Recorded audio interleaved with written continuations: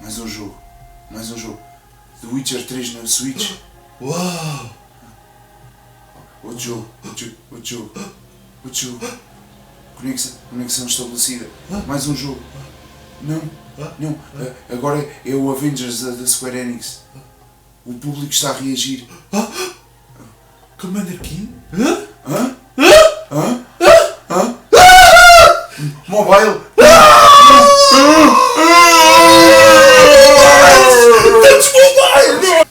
Como é que é, maltinha de baleia? Mais uma semana, mais notícias, e esta semana, principalmente da minha parte, eu, Canoise, e temos ali o Thundermind, vou-vos dar diretamente o resumo das conferências da E3, enquanto que o nosso amigo Thundermind vai-vos dar algum insight de coisas que aconteceram no background, que são relativamente importantes, por exemplo, como o caso do Shenmue, que gerou uma certa revolta, entre outros. Bem, pessoal, vamos passar então para as notícias da semana.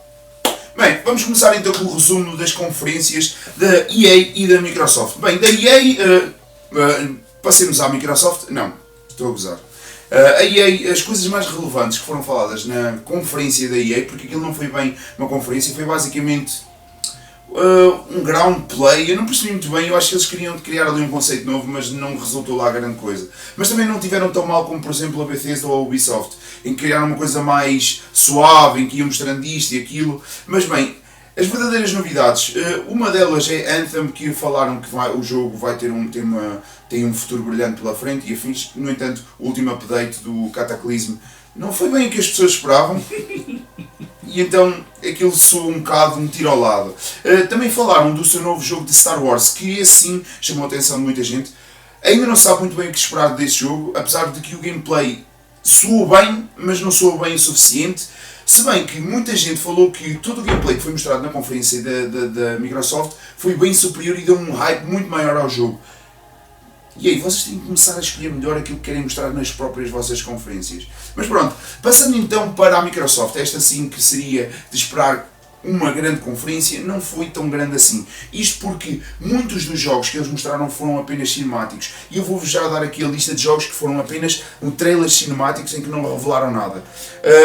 Bem, vamos começar então. Halo Infinite, Elden Ring, que é um jogo feito pelo Warren Martin e o estúdio da From Software, que é basicamente, eles criaram Dark Souls, entre outros jogos. Literalmente são os criadores do género Souls-like. Mas isto foi só um trailer cinemático, ou seja, pouco dá para ver o que é que ambos fizeram para deixar este jogo bom. Bleeding Edge, que é um novo jogo competitivo deles. Phantasy Star Online 2, que pelos vistos tinha sido lançado no Japão, mas nunca no Ocidente. Blair Witch, que é um jogo ao estilo de... como é que se chama aquele jogo? Outlast. O Cyberpunk, que foi também um trailer cinemático. Apesar de que tivemos o Keanu Reeves a dar das suas graças e a revelar a release date do jogo, e também tivemos mais trailers cinemáticos de Gear 5, que é um jogo que vai sair este ano e que não tem assim tanto gameplay mostrado até agora, por isso foi muito estranho terem só revelado coisas cinemáticas. Tivemos também alguns jogos em que foram revelados gameplay, mas no entanto estes jogos em que revelaram gameplay, na sua grande maioria já eram jogos que já tinham sido revelados anteriormente. E foram estes os seguintes jogos. Estamos a falar do Tales of Arise, que foi provavelmente para mim o ponto mais alto da conferência, porque eu gostei muito do Tales of Symphonia e sei que é uma saga que me agrada bastante, e o que eles revelaram foi bastante aliciante. Também revelaram mais gameplay de Battletoads, que muita gente ficou desiludida pelo art style parecer demasiado mobile. Lego Star Wars Skywalker Saga, que é mais um jogo de Star Wars, mas neste caso eles querem falar dos filmes todos, até mesmo deste que vai sair este ano. Ori and the Will of the Wisps, que nós já conhecíamos, é um jogo fantástico, não me levem a mal, mas nós já sabíamos que este jogo existia. Outer Worlds, que também é um jogo que nós já conhecíamos, que é basicamente um Fallout, uma versão então da Obsidian. Também temos o Dragon Ball Kakarot, este sim é um novo jogo, que já tinha sido revelado numa conferência da Capcom, da Namco, Bandai, mas ainda não tinha sido revelado gameplay nenhum. Psychonauts 2, e foi basicamente isto. Soa muito pouco. Aliás, o estúdio do Psychonauts foi comprado pela Microsoft, eles quando revelaram um trailer de gameplay do Psychonauts 2. Shenmue 3 esta semana deu mais de falar. Pelos vistos, depois da apresentação do trailer da E3, no qual foi criticado pelos gráficos, tendo atenção que o jogo está a tentar manter-se fiel à imagem original do Shenmue 1 e 2, que na altura custaram muito dinheiro a fazer, apesar de não terem tido grandes vendas, foram, de qualquer maneira, foram um marco histórico e uma novidade, uma inovação nesse tipo de jogo. Contudo, parece que eles anunciaram um acordo de exclusividade na Epic Store para PC, o que levou a uma onda de raiva e contestação por parte dos backers da campanha do Kickstarter, que muitos deles estão a exigir dinheiro de volta e no qual o estúdio recusou. Depois de dias de vários backers, principalmente os backers europeus e australianos, a começarem a ameaçar com possíveis processos, parece que houve um update na página em que basicamente estão a dizer que se encontram no E3 a apresentar o demo e que vão tentar resolver a situação quando chegarem aos seus escritórios. A Deep Silver basicamente chutou para lá e disse que esta responsabilidade é do estúdio e por isso vamos estar à espera de seguimentos. Esta guerra de plataformas dentro do PC, começada pela Epic, poderá estar no fim graças à GOG Galaxy 2.0, uma proposta de unificação da Good Old Games, a.k.a. GOG, que além das bibliotecas permite unificar friend lists e várias interações sociais em todas as plataformas. Uma visão que parece ser boa demais para ser verdade. A Steam, que por si pode ser integrada sem a sua utilização devido à utilização da sua API pública, parece que temos um novo player. Phil Spencer, no qual teve um prazer de ter um demo na E3 nesta nova plataforma, ficou ligeiramente interessado, dizendo que poderá haver então cross-platform PC, Xbox, Friend List and comunicações. Contudo, também poderá aproveitar esta nova hype neste launcher para trazer os Xbox Games for PC, o seu serviço de subscrição para a GOG. Os fãs agradecem, o Phil Spencer está a matar e voltamos aí. E no seguimento das conferências que houveram esta semana, estamos a falar da Bethesda e da Ubisoft, que foram claramente das piores conferências desta semana, seguidas da EA, que pronto, a EA está um bocado de parte, tendo em conta que tentou algo novo, e esse algo novo não esteve assim tão mal quanto o que a Ubisoft e a Bethesda fizeram. Basicamente, a Bethesda lembrou-se que os gamers hardcore adoram jogos mobile e anunciaram jogos tipo Commander Keen. Falaram só de updates de jogos que já estão lançados e de jogos que nós já vimos uma porrada de gameplay. Sendo que as maiores novidades, e foram mais uma vez entre elas cinemáticos, o Ghostwire Tokyo, assim como o Deathloop. Os conceitos, pelo que foi transmitido pelos trailers, pareciam ser bons, mas não foi o suficiente para tirar daqui conclusões definitivas. Por sua vez, a Ubisoft basicamente falou do Watch Dogs Legion, que foi bem recebido e a comunidade gostou bastante daquilo que foi mostrado.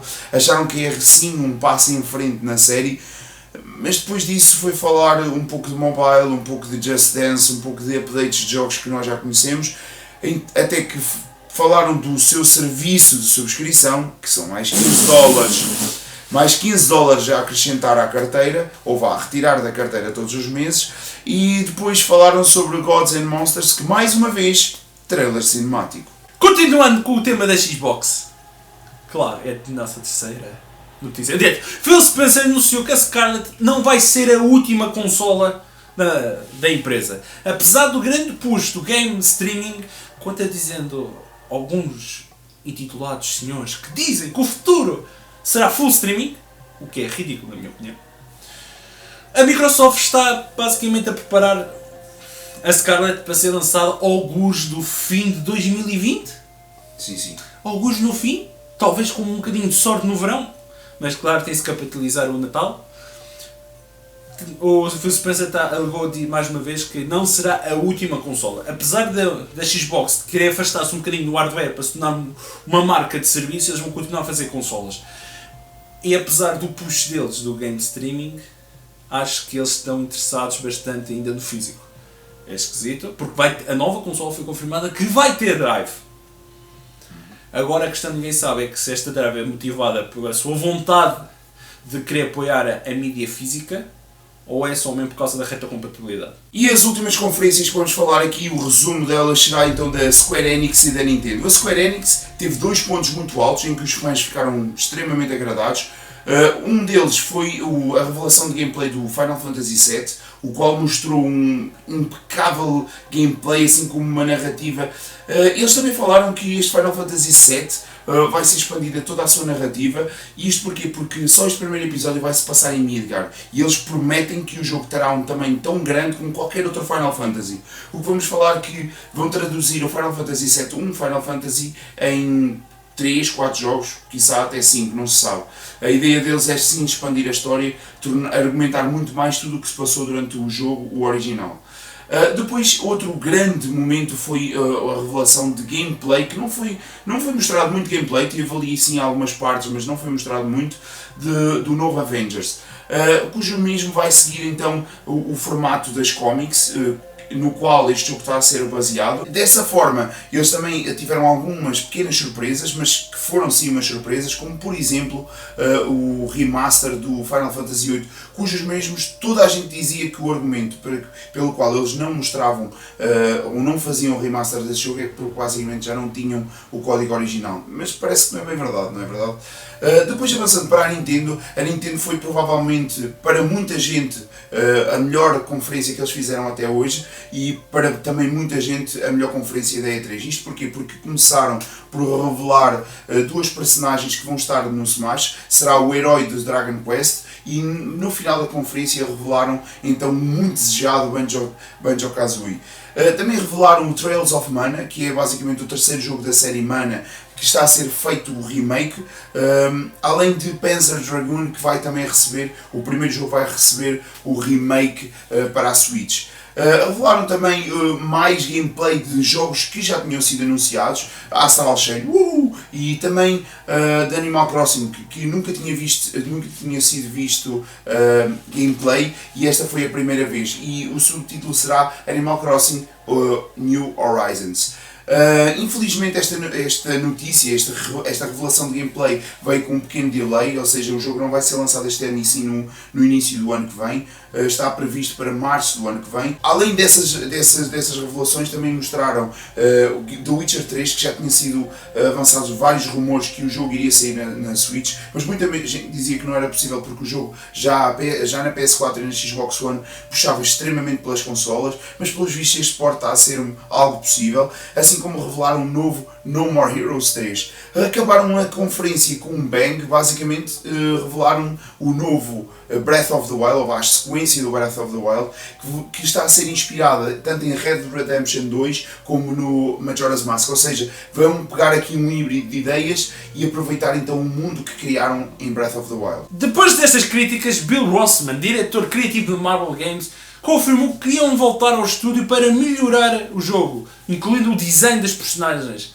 Contudo, o diretor criativo da Crystal Dynamics, através da IGN, disse que não vai acontecer nenhuma alteração e que os designs são finais. Ok, vamos lá esclarecer. Agora vou fazer o meu personal take. E o personal take deste. Este senhor acha que a série DC está como estava porque está baseada nos cómics. Porreiro, fixe, concordo, ainda bem. No meu ponto de vista, eu pouco ou nada li as cómics. Basicamente vi os filmes mais que uma vez. A audiência, será que viu os filmes ou leu as cómics? Porque nós temos aqui perante uma situação única. Porque temos 2 audiências sobre o mesmo produto. Uma audiência que quer os cómics e uma audiência que quer os filmes. Qual é o problema? As cómics são baratas. Os filmes têm que pagar aos atores. Sim, aqui a cena é respeitar a direção artística que os criadores do jogo, que é a Crystal Dynamics, a Marvel Games, só está a fazer supervisão, não está propriamente a desenvolver nada em específico no jogo. Quem está a criar o jogo quis seguir o que as cómics faz, e eles, por sua vez, queriam respeitar a visão original dos criadores. Eu acho que há aqui um efeito moral em que as pessoas, ok, gostavam de ver, mas não podem exigir algo que gostavam. Claro que podem exigir, toda a gente pode exigir. Contudo, posso oferecer um meio termo. Modo de suporte. Deixem-nos nós fazer as personagens. Ou então ofereçam tipo skins diferentes. Ok, queres começar com as skins do. Pronto. Resolvia por completo este. E visto que eles vão querer vender skins no jogo. DLC. Você quer as personagens do filme? Pague 30 euros. Bem pessoal, acabamos aqui as notícias da semana. Espero que vocês tenham gostado, até principalmente este outtake sobre o caso da Marvel. E para a semana estaremos aqui outra vez com as reviews quase a voltar. Quase. Faltam um mês e alguma coisa. Nem eu acredito. Eu vou-vos provar errados, a vocês todos. Até para a semana, pessoal.